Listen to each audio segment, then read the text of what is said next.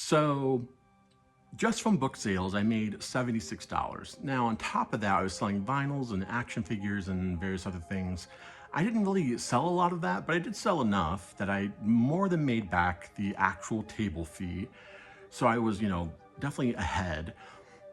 But if I were going to go to an event where I was just selling the books alone, then, that's something to consider, kind of having an idea of like, okay, knowing, how many people roughly came to this and the size of the show versus how many people bought and what the trade-off was for that. It gives me a really good idea of like, okay, if I'm gonna go to a show, I need to sell X number of books to really make it worth my while. And honestly, just kind of looking at the scale of the sales and the scale of the show and how that could work if both of those things scaled up, in addition to some of the other things I learned while I was there, it definitely feels not only sustainable, so I could break even, but I actually feel pretty confident that I could sell these books and I could sell them to the public and actually be making a profit when I go to these shows. Some of the other learning, the response to the new In the Dark of the Grove cover was fantastic. I got so many compliments on that, and honestly, when people were choosing between the two, it was really no contest what their eye was drawn to more. It was In the Dark of the Grove. Now, yes, I did have signage behind me that used the kind of visual motif of that book for the signage, so that might have helped as well. Something to consider if I do another banner. I might want to do a Master Sheerhaven banner as well. But it was really interesting, and the Master Sheerhaven has always been a tough one for me because in a lot of ways I love that cover. I feel like it feels like the book. It's not the cover I originally envisioned, and it's very dark. So in person, especially, and I think part of it has to do with the glossy stock I used, but it's just kind of hard to make out that there's a house on a hill and there's a steamboat going by. So I have been rethinking that a lot, and I would really love to do a new cover with an illustration not by me of the Master Sheerhaven and just kind of play with that design a little bit. But, that being said, it was good kind of just marketing feedback as I was watching people interact with the books. Another sort of bit of learning was that I need to make sure people know that I am a gay author. I'm a queer author. I write queer fiction. And mostly I need to make sure gay people know it, because I had multiple gay people pass me by, and I was just kind of like, oh, but you are the audience who theoretically would enjoy this book the most.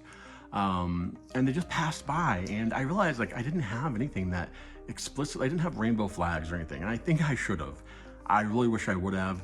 In fact, we actually have an outside rainbow flag I was gonna kind of do a craft project with, because at the end of the summer, it's always so faded on one side, but the other side is better. I was gonna do this craft project that, so that queer horror, I think it would have been cool. I may still do it, because I really did think I missed an opportunity for everyone, not just queer people themselves, but people who like reading those sort of stories.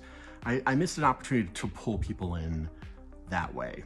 And that was disappointing. Every gay person who walked by and didn't stop, or just could have given me a cursory glance and kept going, it made me kind of sad inside. I won't lie. The other thing, I need to be able to talk about my books in a very simple one-sentence way. Now, In the Dark of the Grove, I can.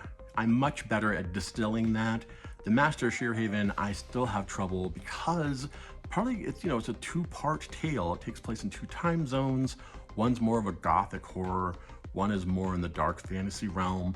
So succinctly saying that, I just haven't found my way into it yet, and I need to figure that out. Because In the Dark of the Grove, I'm fine.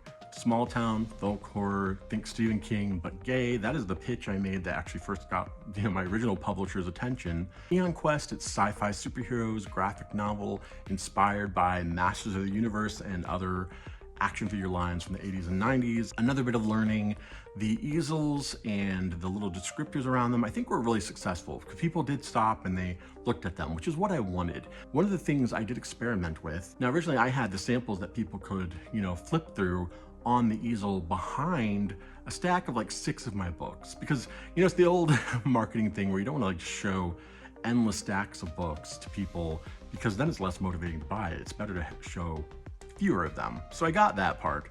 But what I noticed is that people weren't really reaching to grab the books. So what I did is I actually took the easels that I had in the back of the table and I moved them up to the front, and then put the stock, the little bit of stock I had of each book out, I put that behind the easels. And honestly, I think that just a little shift of putting the book and the text more in the person's face made a big difference. Like, I actually got more sales. I did that like maybe the last third of Saturday, but I got more sales Saturday night and Sunday than I did, the previous part of Saturday. I am excited to be on this journey. Again, I don't really know where I'm gonna be next or how many of these shows I'm gonna do, but it was a fantastic experience and I'm so glad I did it.